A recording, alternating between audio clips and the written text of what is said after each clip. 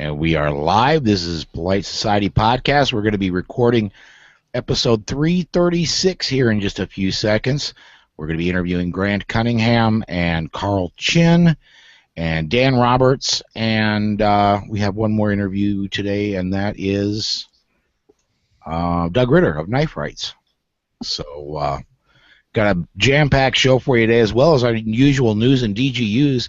Well, before we get going, I need to mention our advertisers: Concealment Solutions, Crusader Weaponry, New Jersey Second Amendment Society, the Firearms Safety Institute, and the Firearms Policy Coalition. Please, folks, give those folks your business if you can. They are the reason you get the show for free, because it's way beyond what I could handle without sponsors now. So, all right, I think we are ready to go. I have got great levels, actually, with my recorder, so if we're ready to fly, I'll bring us in. Go. Hey, and welcome back to the interview segment of the Polite Society Podcast, powered by the Firearms Policy Coalition. This is the interview segment, and one of our interviews today, we've got Grant Cunningham. You've heard Grant on air before, and he's a noted trainer, noted author, noted podcaster. Grant, you're just all over the place, man. Thanks for coming back. Revolver. You left out Revolver Expert? Yes, I did. Oh, come on. Gosh. Up your game. Well, okay. It's fun to be back. Thanks for having me.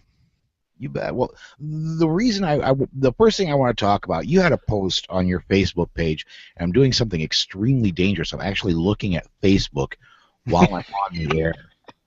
That's dangerous for me. But you had a post back on the 26th about a story about somebody misbehaving in Walmart. Could you talk about that a little bit? Yeah, basically apparently two guys walked into a Walmart, one of whom was carrying a shotgun, and they carried said shotgun around the store and bought some shot shells, checked out, and started loading the shotgun in the checkout line. And this was not the only business that they had visited on that particular evening. They had gone to a Dunkin' Donuts or some donut shop, Krispy Kreme or something, and one other place. I don't even remember what it was. Winn-Dixie. Yeah, we don't have those here, so I don't even know what that is. I think, is that a grocery store? Is that what that is? Yeah, it is. Anyway, so they gone to these three places. The cops finally caught up with them, and according to this guy is like 18 or 19 years old, and he was, according to the police chief whose officers made contact with him, he was just, quote, exercising his rights, unquote, by loading a shotgun in a Walmart checkout line. And so that's the shorthand of what happened. And I opined that I thought this was way over the top, even for the open carry crowd, and I'm something of a critic of the rabid open carry crowd. I have no problem with open carry as a concept. I think open carry should be illegal, but I think open carrying to make a political statement is a bad move. I think it's a silly thing to do, and this probably is the open carry movement jumping the shark, because at the point at which you look like a credible threat, it's no longer a protest, it's no longer exercising your rights. It is now a question of community safety. It really is. I would term it, from your description, what I read in the news article you linked, I would almost term it menacing. I think I would, and I've been thinking quite a bit about this. If I were in that Walmart, I don't often go to Walmart, but if I were in that Walmart at the time something like this had happened, what would I do? I would treat that as a lethal threat. I would first do my best to just get the hell out of the area. I'd probably head to the back of the store, find the rear entrance, get out, and call the cops. But if it were a situation where that guy were standing between me and the exit, holding a shotgun and loading it, he's doing a convincing impersonation of a lethal threat to my life. Mm-hmm. And I would probably take the appropriate and indicated legal response at that point. Yeah, I would totally agree with that.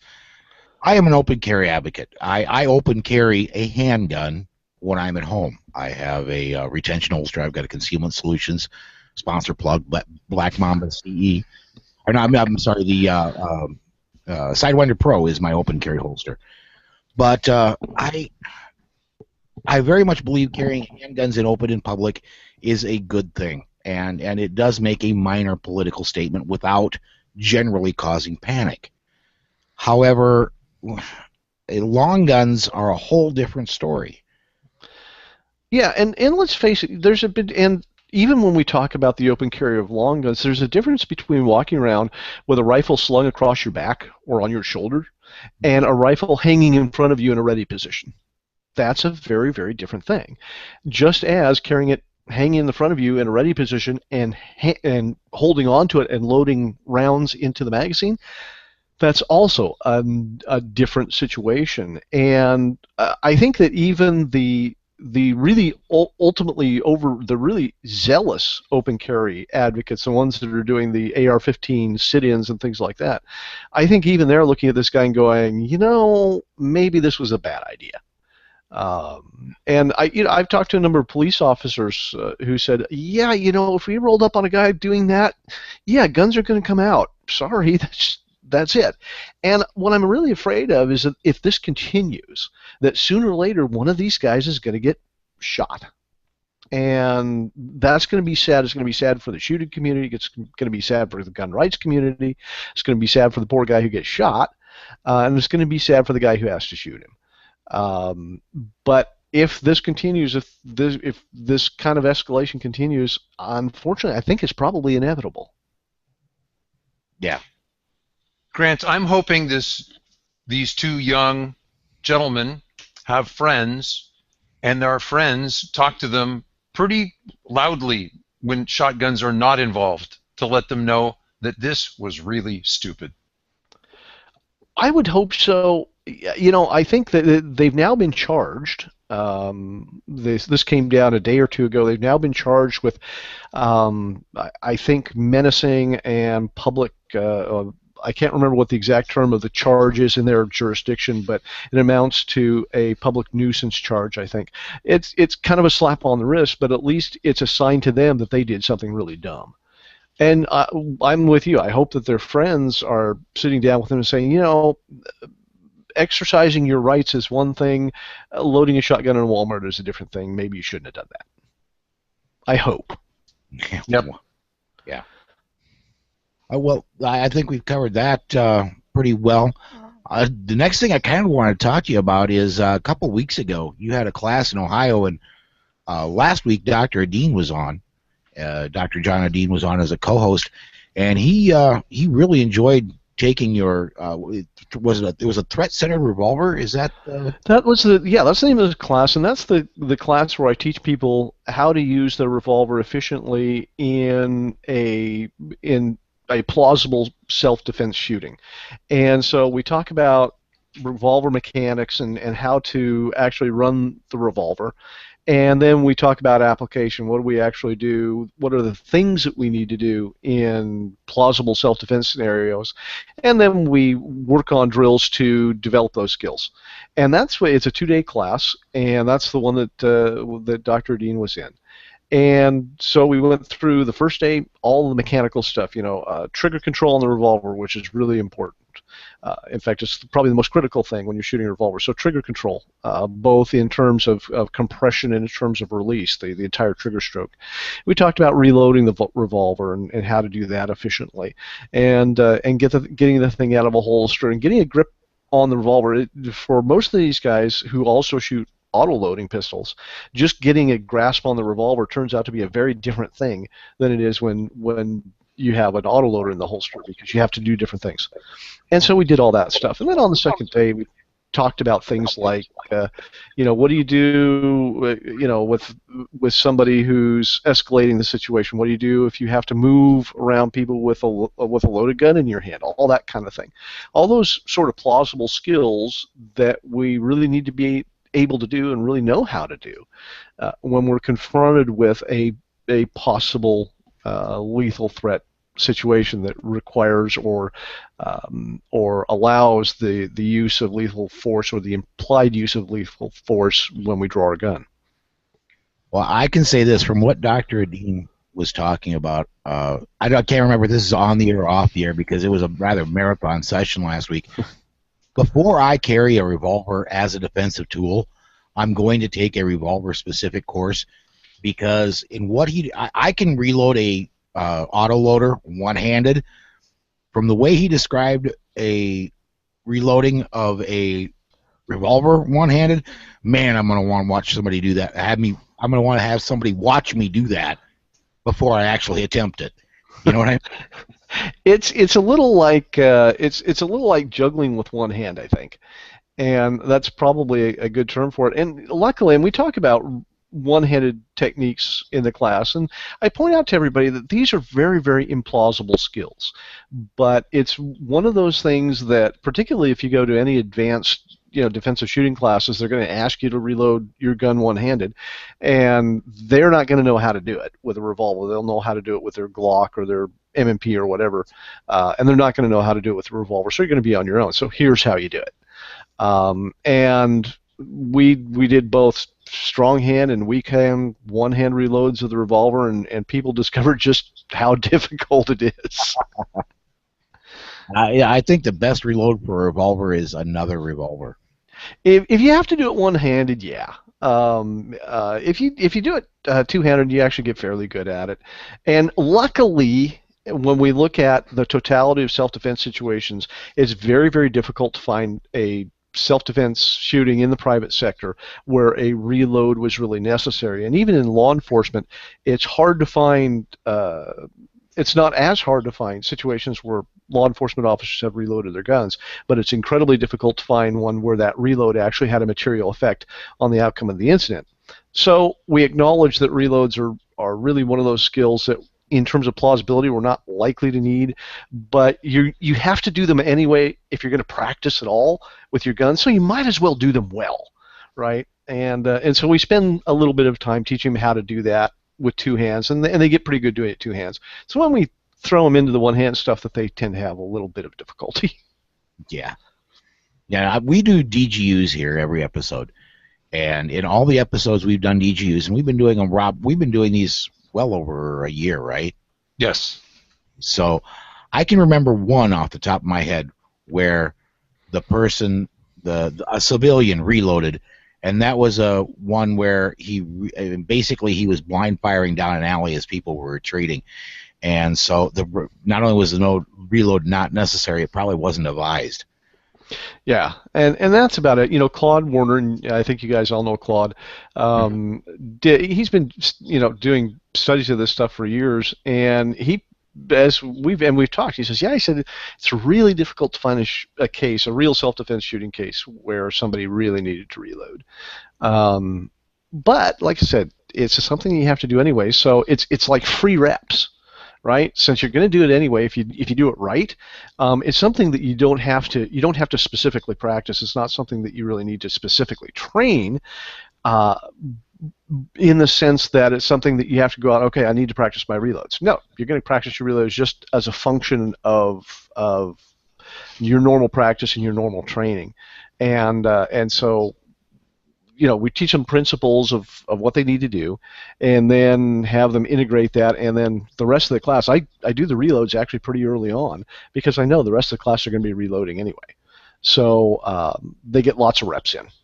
And the one-handed stuff, they don't get quite as many reps in, but they do get some. Very cool. Well, we're coming up on the end of the segment here, and before we let you go, of course, we need to have you let everybody. We get new listeners all the time. Where somebody's interested in Grant Cunningham, where can they get your books? Where can they listen to you? Where can they read you? All that stuff. Well, my books are available on Amazon. If you do a search for Grant Cunningham on Amazon, all my books will come up. So you can get them there. You can also get them at the GunDigestBookstore.com. If you, again, search for my name, you'll find them all there. You can find me at GrantCunningham.com. Gosh, that was easy. www.GrantCunningham.com. You can find me there. And can I plug another podcast? Absolutely. Yeah, because we have to mention Doc Wesson. I am a co-host on the Gun Nation starring Doc Wesson, so we have to throw that in. So we mentioned Doc in this, and so every week we do a podcast on the Gun Nation, and I'm there just about every week. So catch me there as well. Absolutely. And Doc, it is leverage and leverage action. See, Doc, I told you. All right. Well, we're going to go ahead and step aside to break. Grant, thanks again for joining us, man. Hey, guys, thanks for having me. It was a pleasure. We'll be right back right after this. Right at 15 minutes. Awesome. Cool. Well, thanks, guys. Appreciate it. Well, thank you. You want to hang around for our opening? I'll hang around for the opening, then I'm going to have to go because I have to do some more work outside today while it's cool today. We've had awfully hot weather the last few days, and it's down to 70 today, so I'm got several projects going that I'm working on before it gets dark. Right. Well, and fair warning, I've got, if you hang around for it, the open could get kind of involved. I've got 2 rants I'm going to get into. Oh, I'm going to have to listen to this. The first one is last Sunday, right about the time we went to air, the Pope said, you can't be a Christian and be a gun owner. Yeah, I heard that. And I'm going to light him up, and I want to strongly. The other thing that's come up, of course, is the gay marriage thing through the Supreme Court, and there are a lot of people saying, well, that makes my concealed carry good in all 50 states, and I want to warn people off of that. Oh, geez, yeah. Yeah. Well, I mean, you're welcome to stay, but the open could take 15, 20 minutes. That's okay. I got that much time. Grant, I'm trying to learn the revolver reload to teach it, and do you recommend reloading with the gun in the strong hand, right hand mostly, or reloading with switching hands and then reloading with the right hand? I'm not dogmatic about it. There are 3 things that they need to do, and if they do these 3 things, I don't care how they do it. The first thing is that they have to eject the empties without using a thumb. In other words, they need to use a palm of some hand to slap the empties out. Right. So none of this, plunger stuff. Number 2, they need to immobilize the cylinder so that it's not turning, it's not moving, it's not closing on them. Right. And the third thing they need to do is put the rounds into the cylinder with their strong hand. So put them in with the strong hand. Put them in with the strong hand. Okay. Yeah, because it's an extremely dexterous skill, much more so than reloading an autoloader, because you have to get 5 or 6 rounds into 6 holes simultaneously, or you have to get 2 rounds in with a speed strip, or you have to do it, one at a time. So there's a lot of dexterity involved, and as I explained to them, I think it's probably a bad idea to rely on your least dexterous hand, which for me is the left, in a case where you're already shaking and have a slight loss of motor control. So rounds into the cylinder with a strong hand. So okay, I understand it with the speed loader. The speed strip seems like a major crossover to get that over the top. Not really, because what you're going to do is somehow you're going to be holding the gun. The cylinder is actually going to be on the outside of the gun. It's fairly easy to do. Okay.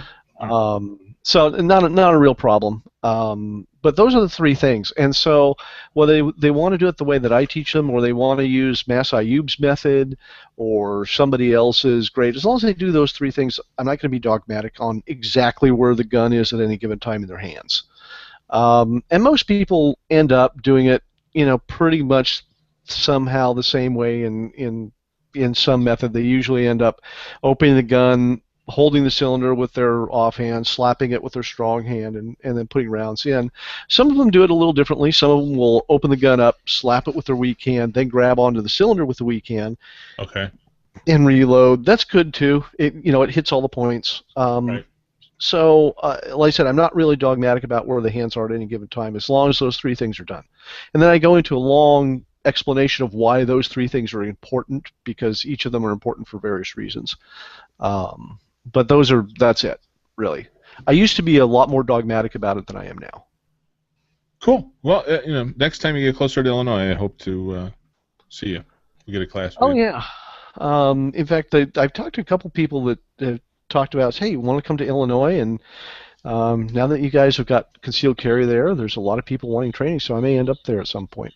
Yeah, let me know if I can help with that. I'm working with the range right now because Bob Main wants to do a class in the area, kind of the Illinois-Wisconsin border kind of thing. Uh-huh. So if you need any support, let me know. Okay, cool. Is Illinois like New York that I wouldn't be able to actually touch a gun? No, that's no. Okay, because I know you guys have got firearms owner ID cards of some sort, or is that Yeah, gone now? that's it only would be in a gun store, and it depends on which gun store because they interpret the laws differently. Okay. When I first moved back here from Vegas, some stores would let me touch and some wouldn't. But I could still go shooting. All the ranges would still let me shoot. Okay. So that's not a problem at all. All right. Yeah, I've taught a couple classes in New York, and New York laws are pretty specific. I actually can't touch a gun there. Wow. Because I don't have a New York firearms owner's card. So No. it's a little tougher teaching, but I can do it. Right on. Okay. And I have done it. All right. Well, let's get Paul's show started, and so I can get you back to your projects. Oh yeah, that's fine. All right. Let me ask, Rob, we are at 53 after right now. We're supposed to get a hold of somebody top of the hour, right? Doug, sorry, guys. We're going to do the intro and not even get to the personal news. Let's You get want to to call Doug now? yeah, Call him early? yeah, if that's because I'm so used to doing our intro the way we do it that I don't care. all right, let me Grant, His contact information is. I've got him. All I gotta do is push calls. So we're gonna be talking with Grant. Just to let you know, I'm bringing in Doug Ritter with Knife Rights in. Yeah, I've never met him, but I've seen his knives. Huh. He's at some of the same shows you are. Yeah, I understand that.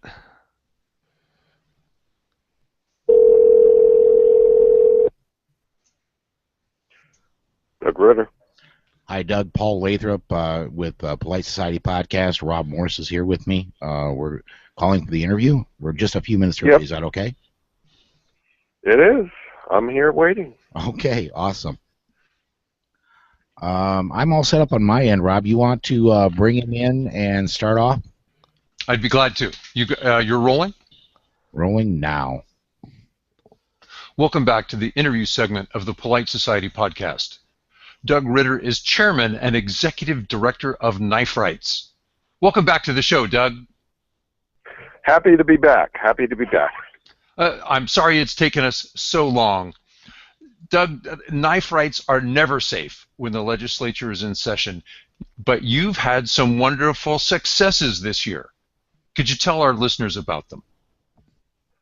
Sure. This year so far, and we're still working on additional states, has been pretty successful. We started off in Maine, repealing their switchblade ban. Then we moved on to Nevada, where we repealed their ban on switchblades as well as the carry of daggers and other knives. That we followed up with Oklahoma, who had a ban on the carry of switchblades, which we got rid of, but more importantly, we also passed knife law preemption, which means that all the local laws that were more restrictive than Oklahoma state law went away, and they can't pass any laws more strict than the state law. And then in Texas, we passed knife law preemption so that the switchblade ban repeal that we passed in the last session will now extend throughout the state of Texas, and we also managed to, at the same time, with preemption, get rid of 2 of these cities on our most anti-knife cities in America. So, all in all, it's been a pretty good year so far. We still have work left. We have bills running in Wisconsin, Vermont, Illinois, where we still hope to get work done. But it's been a very good year. I mean, there have been a few disappointments where we didn't get things done that we would have liked to, but on balance, our success continues. We continue to rewrite knife law in America. There's been some. Go ahead. I'm sorry. If I could, Doug, one of the big anti-knife cities that I was aware of has been San Antonio, that being in Texas. Have they been putting up a fight since preemption went through? Or, I mean, this is only a few weeks ago that preemption got passed and signed, I believe. But have they been putting up a fight, or are they just basically accepting their loss? I don't think they have much choice. The preemption law is very clear. It's very explicit.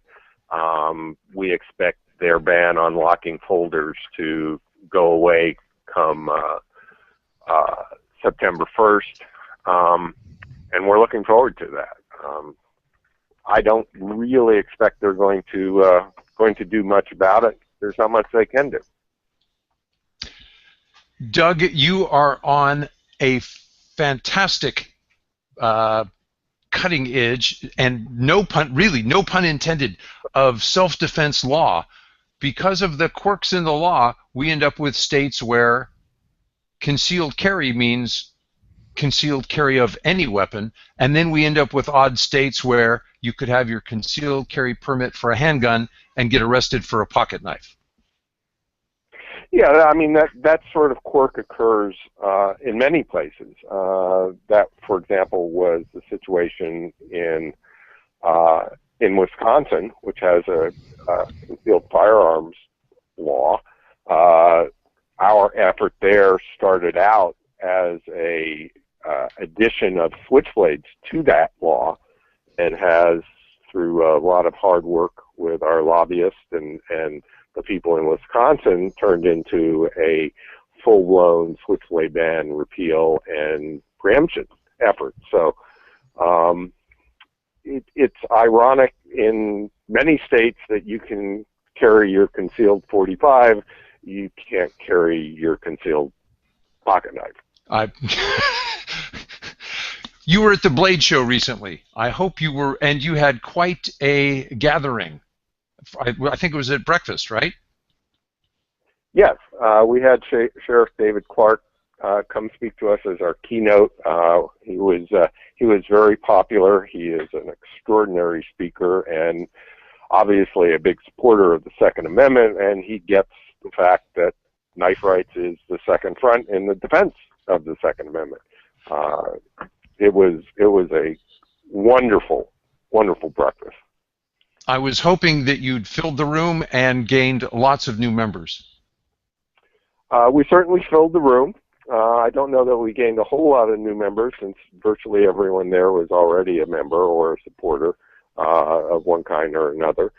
But it's really about reinforcing what we're doing, speaking to a larger audience. We hope to have Sheriff Clark's presentation up on our website in the next week or so.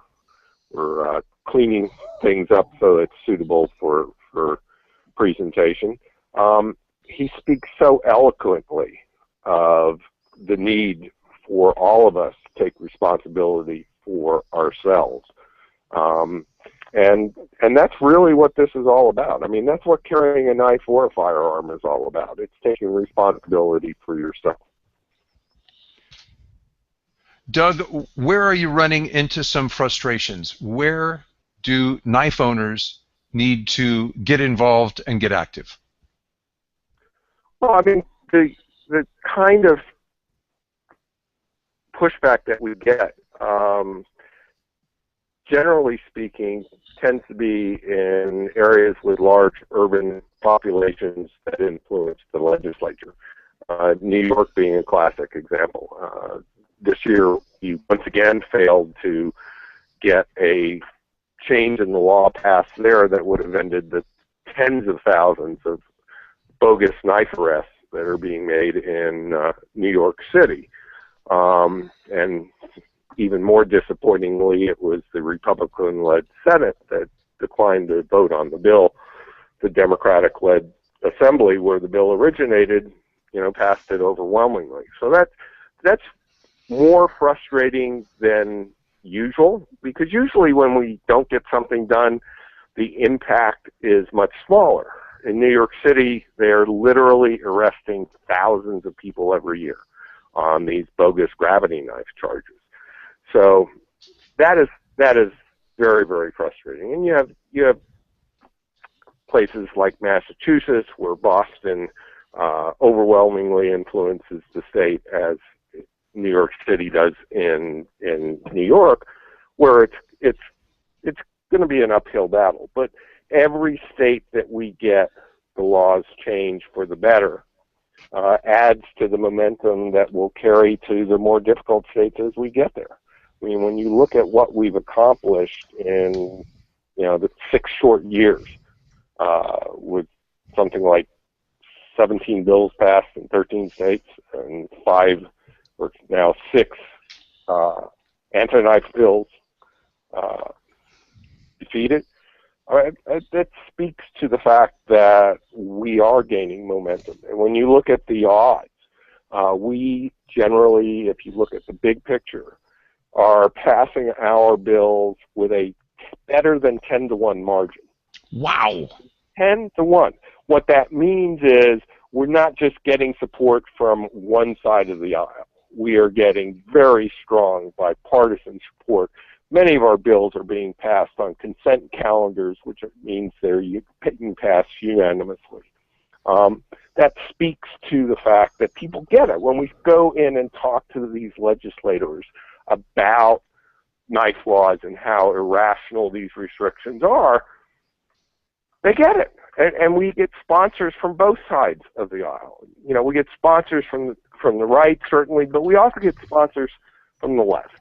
It's just an indication that this is a universal issue and much less polarizing than firearms.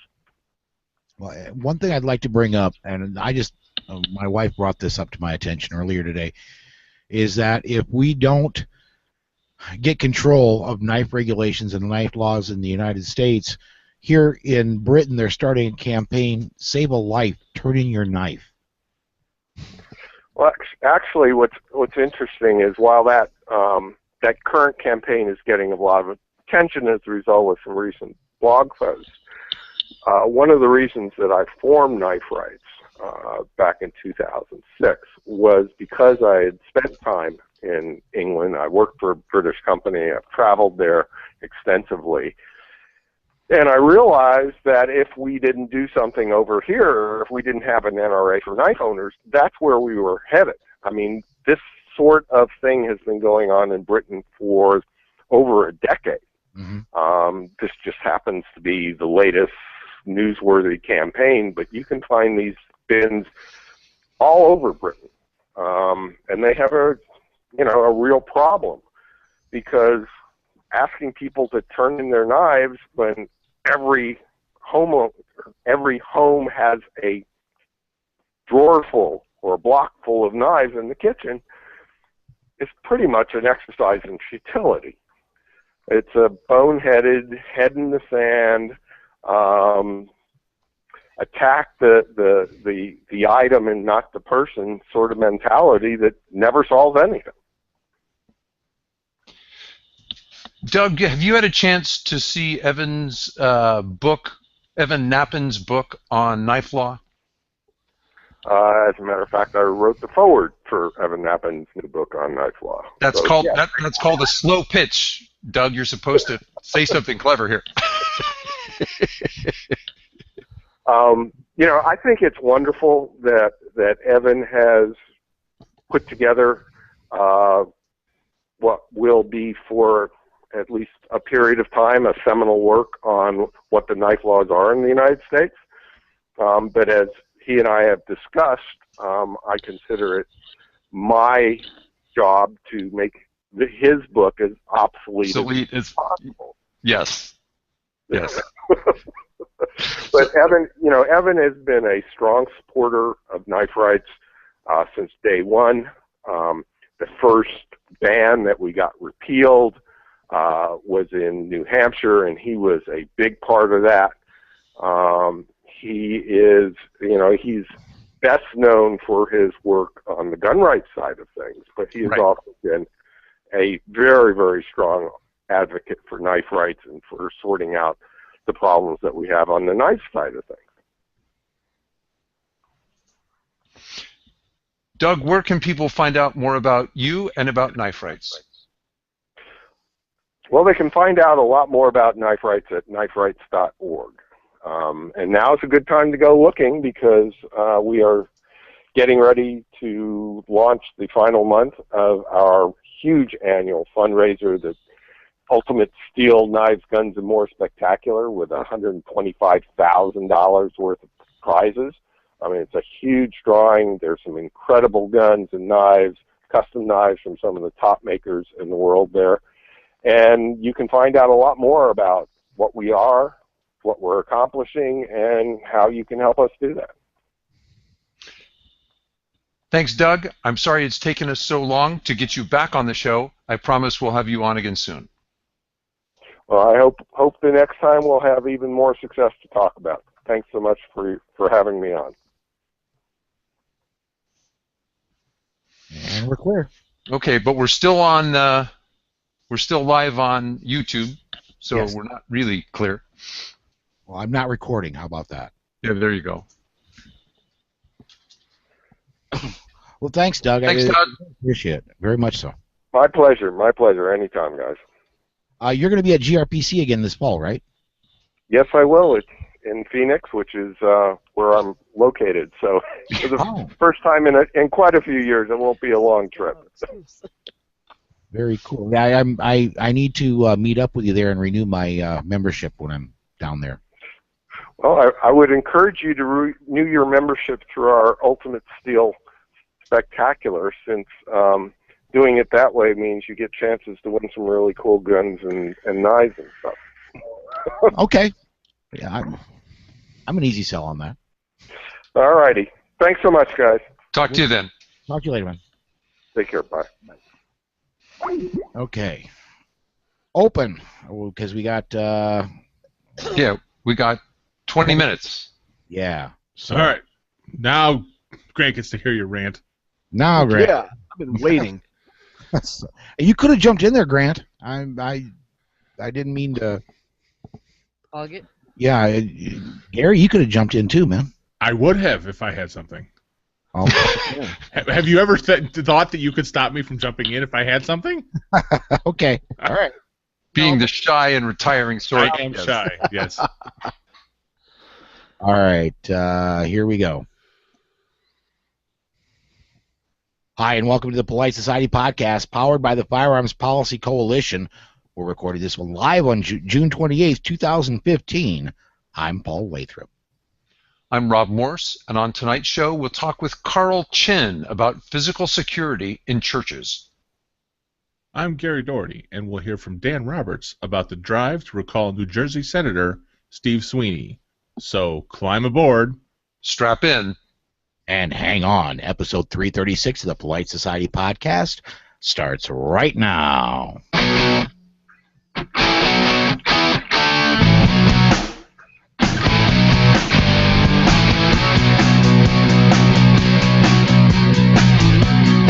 Okay, personal news segment. Let's get into it. Rob, man, you're up first. What's been up with you since the last time we've been on the air? It's been a busy week. I got to the range and practiced. I spoke on Lock and Load Radio with Bill Frady. That was on Friday. Saturday, I was part of a mentoring group. These were a group of students. They're all medical professionals. And so far, I think this is about 80 students we've run through the program. We have about another 60 left. I brought a new firearm for them to try. It was my very small Browning 1911 22 pistol. I found out that it eats Federal but not American Eagle, which is really odd because those are the same companies. I can't explain it. In the good news category, my Florida permit came in the mail. Okay, cool. I got to commend you, man. You get medical professionals. You had people in politics in there, San Diego. That was last week. You're getting around and getting some really let's say, I don't want to say that they're more quality than anybody else, but you're getting some influential people in getting their first shots taken. It is outreach, and I'm lucky to be part of a larger group that has made that a priority. I mean, think of it. If you walked into a company where you worked and the HR department said and said to the HR, a number of people have talked to me about having some firearms training in the home so that they can handle a gun safely. 1 out of 3 homes has a firearm in it, and a number of my colleagues approach me. I'm going to just post it on a bulletin board, and maybe we'll start a Facebook group. Well, if you're successful, you need help. And these individuals reached out to gun organizations in our county, and we've been able to help them. That is so cool. That is so cool. I got to commend you for doing that, man. Gary, what's up with you? Let's see. We got Sherry's concealed carry application put in. We ordered her a Concealment Solutions outside the waistband retention. What's the Pro one, Paul, that you have? That's the Sidewinder Pro, yeah. Sidewinder Pro for her revolver. Oh, very cool. We did some reloading practice with the speed loaders, using the longer Safariland loaders. And Is she going to carry a revolver exclusively, or is this just training to be familiar with both platforms? she's going to carry what she's willing to practice with, which is a revolver. Yep, that's an answer. And a good one. She does not like hot brass flying around. Yes. So she likes to practice with the revolver. Okay. If you're shooting a revolver and hot brass is flying around, there's something very wrong. Yeah. All right, Grant, you're laughing. Tell us. I think that's great. If she really likes it and it's her choice, more power to her. I think that's wonderful. Yeah. And oh, by the way, if you have hot brass flying around, you have a GE minigun. Yes, that's right. Didn't I see? And by the way, listeners, Grant Cunningham, who you're going to hear later in an interview, hung around and is sitting through the intro with us. Grant, didn't I see on your Facebook page, talk about a squirrel, that there were some auto-loading revolvers at some point that were at least marginally successful? There were some auto revolvers that automatically turn the cylinder, so technically they're auto loading. And there have been a number of them, actually. The Mateba Unica 6 is probably the best known, but the Webley Fosbury. And there have been a whole pile of experimental ones of, shall we say, dubious design. Yeah. So, like I said, we got the retention holster and Speed loaders. Jason turned me on to another guy, Mark Housekeeper, exactly, for the vertical speed loader holder, or horizontal. I take it back, horizontal speed loader holder. Ah, okay. I think it'll conceal a little bit better, and I also ordered some speed strips. Those just came in, so she's going to learn reloading with those, and I'm going to learn as well, because it's all we got. There's not really a lot of revolver classes around here, Mr. Cunningham. Working on it. I know. Right. So we're learning as we go, and that's about it. What's happened with Paul and Susan's got a new job? Yeah. You want to lead off with that? We talked about it a little bit last week. Susan wasn't here last week for the beginning of the show. She ended up being on the news segment that ended up on the midweek episode. Tell everybody what's been up with you, Susan. I have a new job. I've been offered a food service manager position with a competing convenience store, and I've accepted it. I'm going from part-time with no benefits to full-time with full benefits, including medical, vision, dental, 401k, paid holidays, vacations. And by the way, a $4 an hour Yeah, pay increase. $375. Close enough. And I'm going from 46 to 48 hours a week down to 40 hours a week, strictly Monday through Friday. I'm liking that. Leaves more time open on the weekends for training. Exactly. So, we really haven't done a whole lot of gun stuff this week. I've been honestly doing a lot of absorbing the news that's been going on and researching some stuff. But so, I mean, other than dry practice, I haven't done a darn thing firearms related. We did go out. I want to mention this before I get in. We got a couple of things that I'm going to rant on here in a second. But we did go out looking at some more campers this morning, and we found a couple. There was one that had. Yeah, because now that I got a new job, we got to spend that money. Yeah. But we found a camper, a pull-behind camper, not a fifth wheel, that had a, what is it called, a pause. Basically it's a drop-down kitchen outside the camper. Yeah, it was a Puma. A Puma, was the trailer. I forget the name of the particular one. I got a picture on my camera phone, but it has an exterior kitchen. You can pull out the side of the trailer, and it's got this little miniature kitchen that pulls out, so you can cook outside while everybody's around the campfire having a good time. Also has an exterior shower, so you can rinse off before you come in my nice, neat, clean trailer. So those are, that was a good couple hours this morning, and I have a blast just going and looking, and especially on Sunday morning when the salesmen are all in church and nobody comes to bother me while I'm looking over the inventory. So, and then of course there were a couple of before we get off to the news segment, there are two things that really are news but didn't get written up as news because I wanted to rant on them a bit. First one is a statement that came out the Pope issued just about the time we were supposed to go to air last week, so we weren't able to properly vet the story to make sure that it was a real story, and it turned out it was a real story. I want to start off by saying I was born and raised in the Catholic Church. I now consider myself a Christian, not connected to any particular church. I believe in the Bible and not what some people have inserted as doctrine into religion.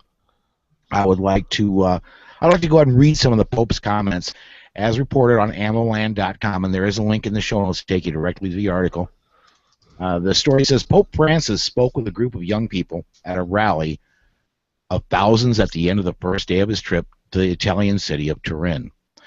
Francis started by attacking the right to keep and bear arms, as well as accusing the Allies during World War II of being complicit in the killing of Jews, Christians, and homosexuals. Francis issued his toughest condemnation to date of the weapons industry. You should be reading this, Susan, saying, quote, if you only trust men, you have lost, unquote. He told the young people in a long, rambling talk about war, trust, and politics after putting aside his prepared address. Quote, it makes me think of people, managers, businessmen who call themselves Christian and they manufacture weapons.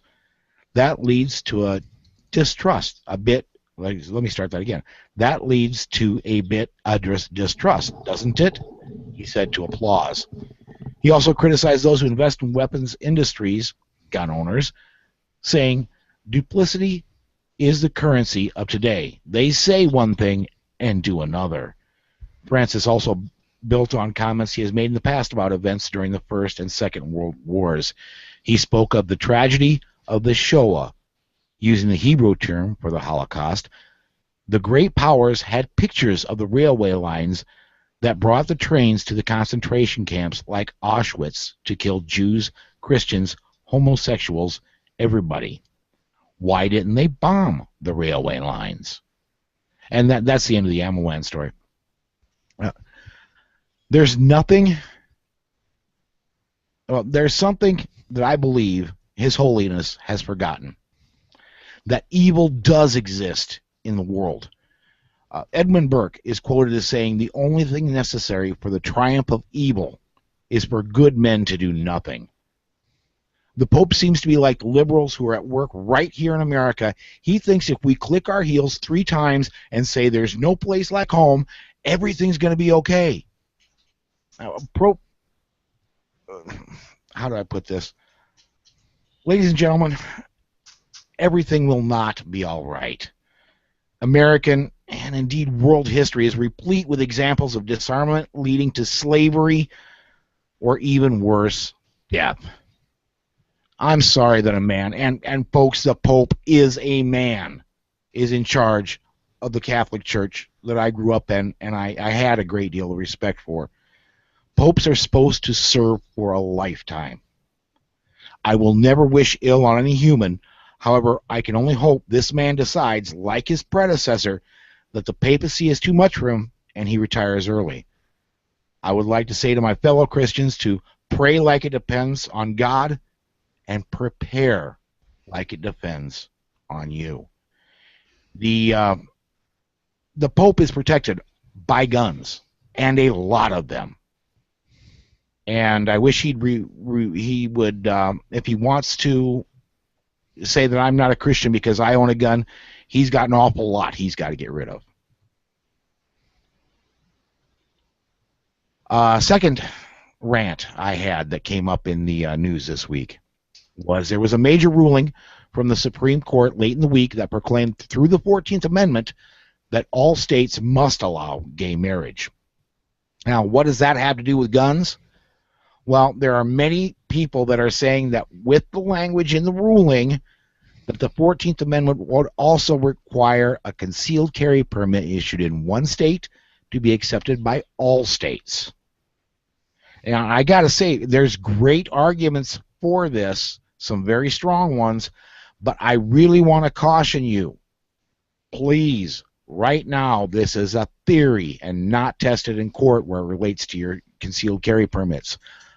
Do not become the test case that gets arrested in New York, that gets arrested in Massachusetts, New Jersey, California. Don't go carrying in all 50 states yet. The SAF is tuning up right now to introduce lawsuits. Let the legal process work its way through. You're going to cost yourself at least tens of thousands of dollars and maybe your right to own and carry guns if you go to become a test case. Those are my rants. Anybody want to jump in and talk about them?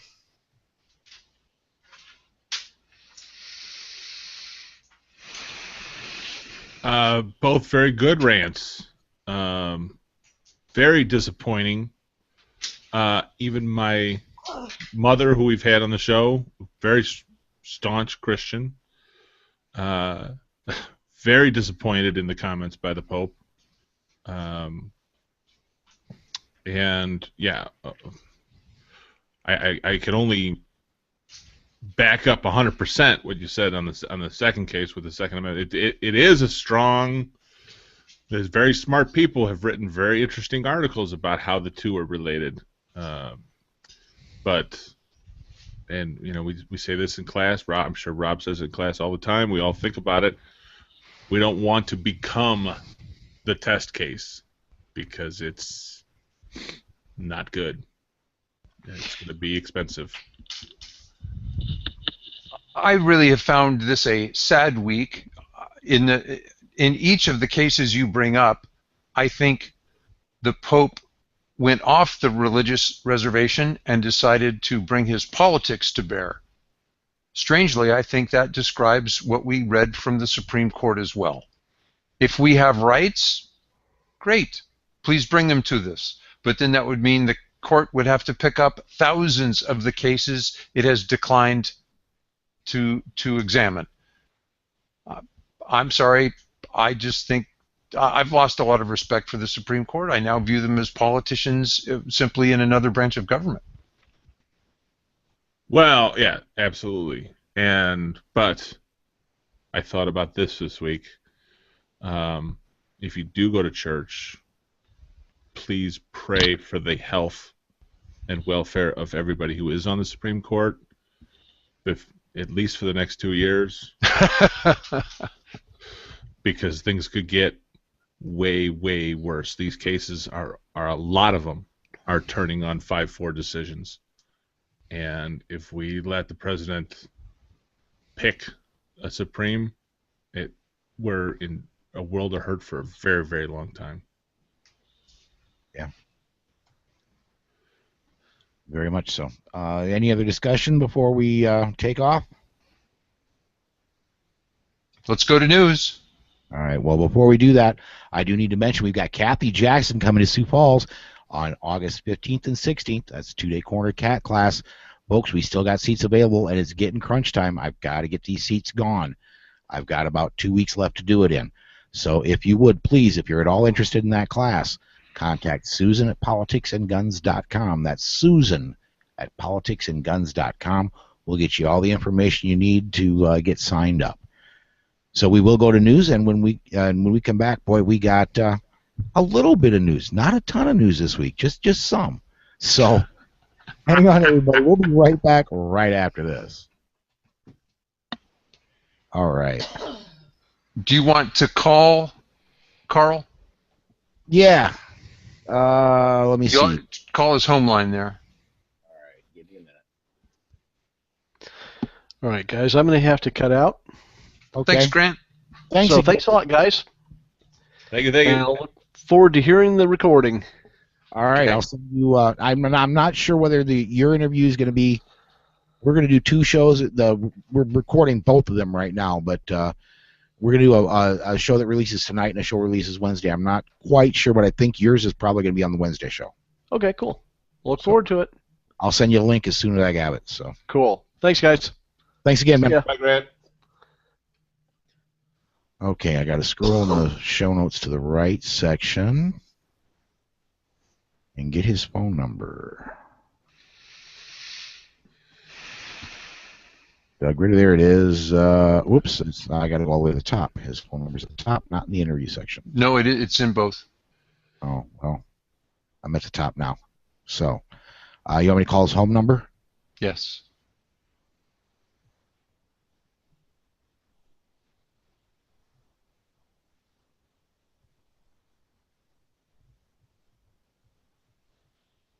Oops, 719. Uh-oh. Let me see something here.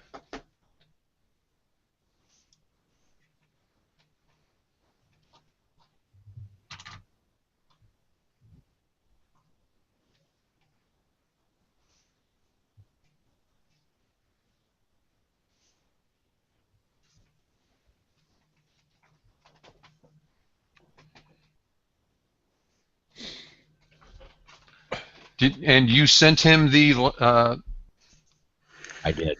Okay. You want me to ring him? I've got my finger on the call button. Yeah, call him. Tell him if he's waiting, or ask him if he's waiting, or We can just do it right over the phone. up to him. This is the recording for Carl and Dina Chan. Well, hold on. He's calling me. Hi, Carl. Carl?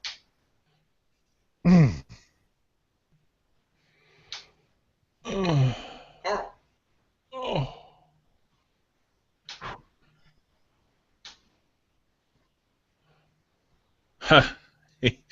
He was calling Rob. He hung up because the other phone started ringing when Paul was calling him.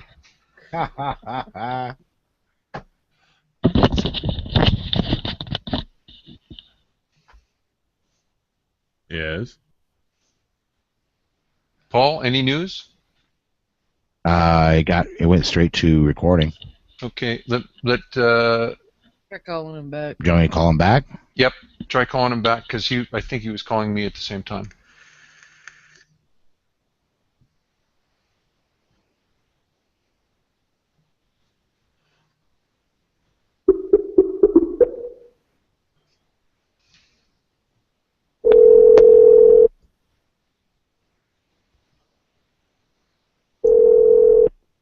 This is Carl. Carl, Paul Lathrop, Rob Morris with the Polite Society Podcast. Hi, guys. How's it going? That's a much better connection. Okay, great. Let's use it. Hear me okay? Yeah, I can hear you Yep. great. All right. All right, Rob, I'm going to have you bring us in and rolling. Welcome back to the interview segment of the Polite Society Podcast. Our next guest is Carl Chen. Let me tell you a bit about him. He studied violence in churches. Carl was on the scene for a violent attack in the lobby of Focus on the Family. He was also working in the New Life Church in Colorado Springs when it was attacked. Since then, he's kept an exhaustive list of violent attacks that occurred in all houses of worship. Carl, welcome back on the podcast. Hi, Rob. Thank you for having me. I'm sorry that we've taken so long to have you on, and you can guess why we've had you on this week.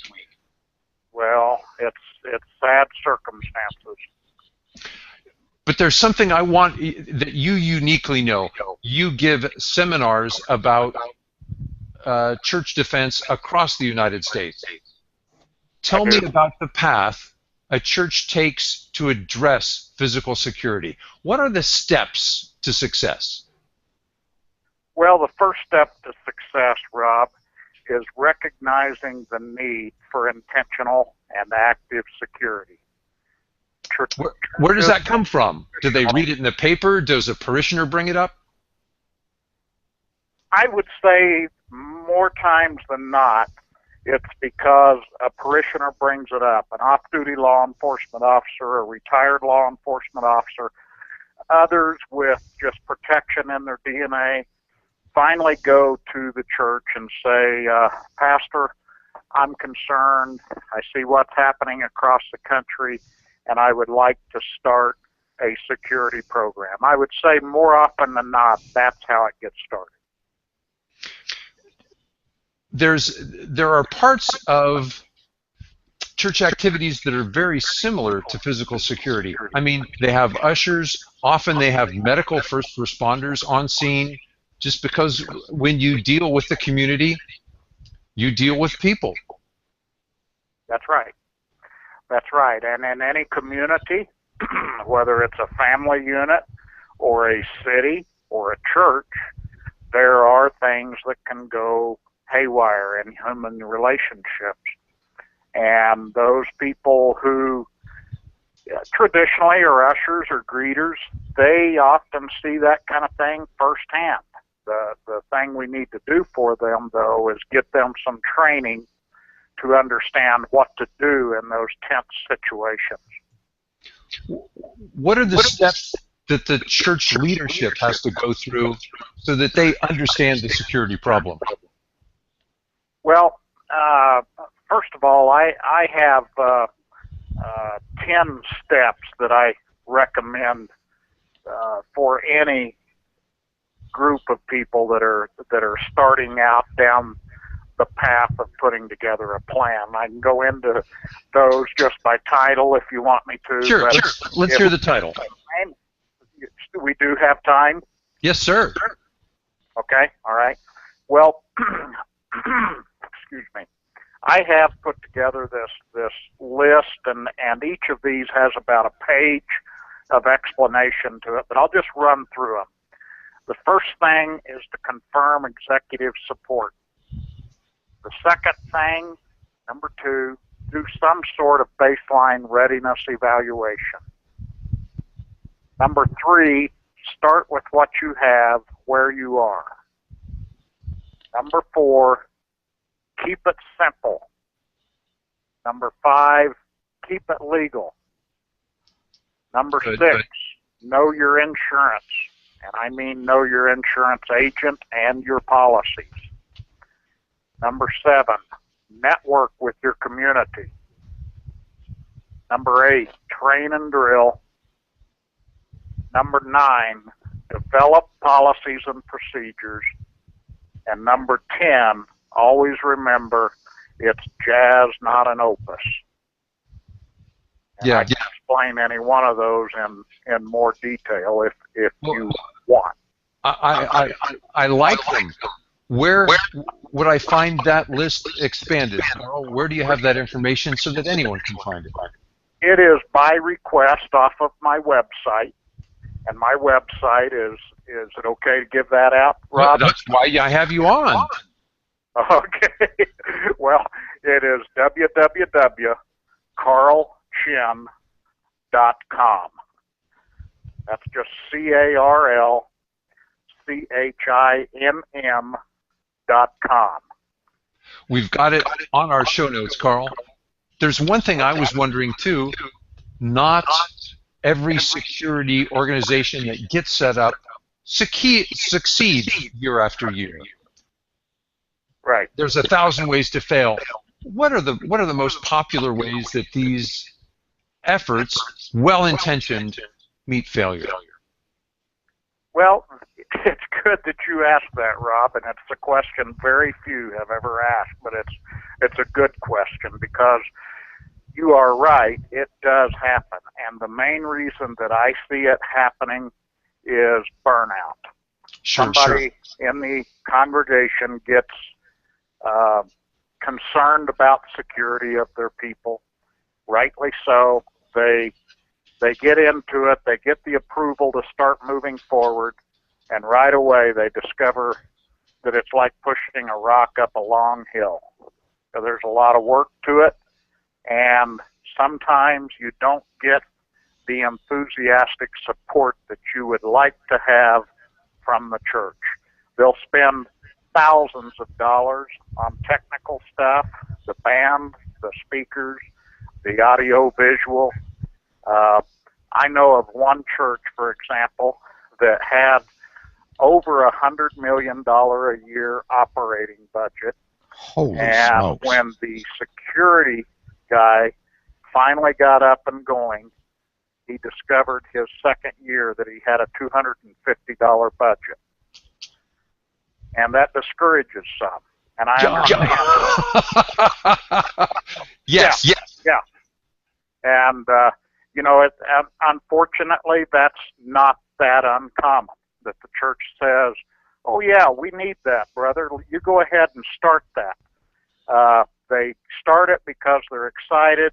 They get down the road a little bit, and they start identifying things that would help them do it better. And they go back to leadership, and leadership says, oh, no, I thought this was a volunteer effort. We don't have a budget for this. Or maybe they do have a budget, and it's something very small. They do typically spend far more budget dollars on firewall and data protection and virus protection and all that having to do with data. A church will typically spend more there than they do on the security of their people.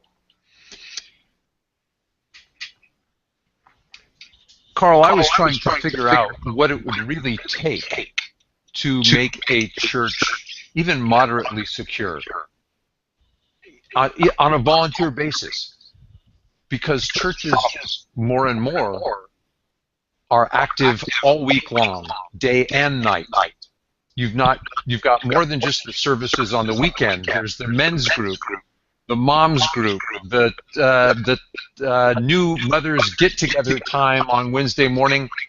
You need a volunteer from every group.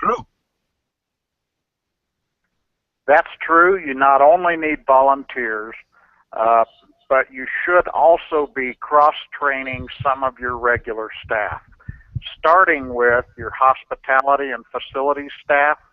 In larger churches especially that have hospitality there all the time. Yes. Or custodial or facilities, whatever they want to call that group of people who are there all day, every day. That is a group of people that, in my opinion, need to be interlinked at the, they need to be joined at the hip with the security efforts. For one thing, those are the folks who know your fire alarm and which keys open which doors and where the the gas and electric shutoffs are in the building, roof access, things of that nature. So security should always be tightly related to that facilities operations group. And there's nothing at all wrong with cross-training a few of those folks. Let me ask one more question, and this one, I'm going to ask you to point fingers to the degree you can. We've had almost 1,000 attacks on churches in the last 5 years. To me, that's a wake-up call. Should be. But obviously, those facts are obvious to anyone that looks, but pastors and some leadership teams are looking the other way. What excuses do they use to justify their inaction? Well, one of the primary things that we hear when we start talking to churches is that God will protect us. Ooh. And Rob, I believe that. I absolutely believe that. But I want to tell you how I relate that to security. In the 6th chapter of Matthew, Jesus told us, don't worry about what you're going to eat or wear or drink. And that's right, we shouldn't worry. Worry is a mild case of atheism. That wouldn't do us any good. But that doesn't mean, actually, let me put it this way, I have never met anybody who sits up in bed in the morning, raises their hands, and clothes fall down on them from heaven, and they start out the front door, and manna hits their tongue, and they get in the car and start driving, and they're sprayed with a heavenly mist for their hydration. That isn't what Christ was saying at all. We still have to take an active part in procuring and managing those things that we eat, wear, and drink for our body's nourishment and to be decent in front of people, all right? It takes action on our part. In my opinion, security is the same way. Yes, God protects us, and no, I don't worry, and no, I don't use these statistics like you just referenced as a fear-monger. I simply use them as the words you used, a wake-up call. That's what they are. It is time to be serious about being intentional about the security of our people and places. Carl, tell us again where people can find out more about you. It is www.carlshin, and let me say that phonetically, Charlie, Alpha, Romeo, Lima, Charlie, Hotel, Indigo, November, .com. And on that website, you can find free resources. You can find the statistics. I don't charge for very many things at all off my website. I do sell my book, Evil Invades Sanctuary, off the website, and I do advertise the conventions that I do, the conferences. I team up with Lieutenant Colonel Dave Grossman, Jimmy Meeks, Chuck Chadwick, and others, and we go around the country giving this message. Carl, I was so impressed by a pastor who said, God can do heavenly works, but we are God's hands. Absolutely. Thank you. I hope the next time you're on, it's under better circumstances than the recent events in Charleston. I sure do too, Rob. And my heart goes out to those people. And do I have time to just say one more thing regarding that? Please do. Everybody knows what that thug said about why he supposedly hated blacks. And I'm sure he did, with the same brain power that made him love cocaine.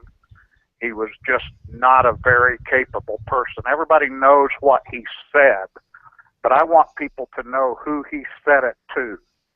Who he said those inflammatory words to was 26-year-old Tywanza Sanders, one of those who died. Tywanza Sanders had just stood up when the shooting started and stepped in between that killer and his own 87-year-old aunt and begged the killer not to do this. The killer said those words, then shot him dead, then shot his aunt. And my message to people is there's a bunch of Taiwanza Sanders out there that have protection in their DNA. They may not even know it yet. We want to empower those kind of people to know what to do in a difficult situation. Amen. And thank you, Carl. Thank you, Rob. I appreciate it. Okay. Carl, don't leave. Paul, can you... We're not recording, but we are still on YouTube. We're still on YouTube, too. Carl, I think one of my friends, Gary Cass, got in touch with you. Okay. I believe you. Okay, you've probably had so many calls recently you don't remember all of them. I've had a lot. What's Gary's last name again? Cass. C-A-S-S.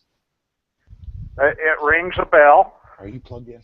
He's a preacher out here in California. Okay. When I found out that he was talking about church security, I said, "Oh, you have to talk to Carl." And he said, "Already did." So I want to say thank you to Carl. Well, thank you. I really appreciate you having me on today. Okay. We'll talk soon. Bye-bye. Thanks very much, Rob. Okay. 48. Do we want to try and get a new segment in? Yeah, let's get to, otherwise we'll never get a... No, right? This is going to wind up being 2 shows, and it's going to be another late night for this boy again. The 3-day podcast. Can you guys do it? Sorry? Can you hear me? Yeah. Oh, okay. Both of you. All right. Well, I didn't know if it was just me echoing or it was just Rob.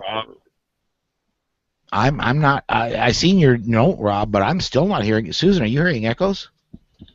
I'm not. Rob.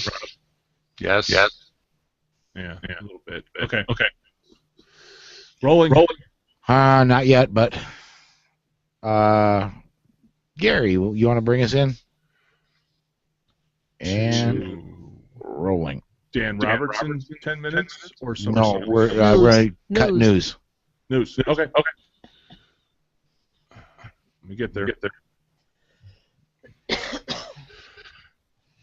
Welcome back to the Polite Society Podcast. This is our news segment powered by the Firearms Policy Coalition. Susan, what's the first story?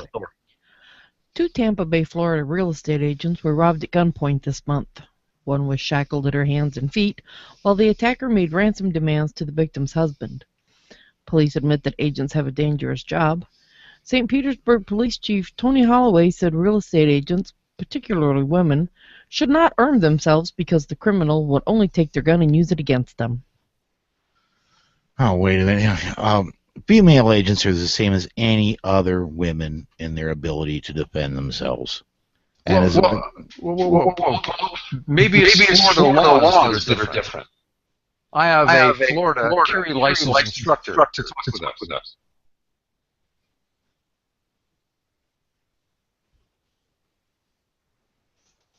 Do you want to go on to the next news article?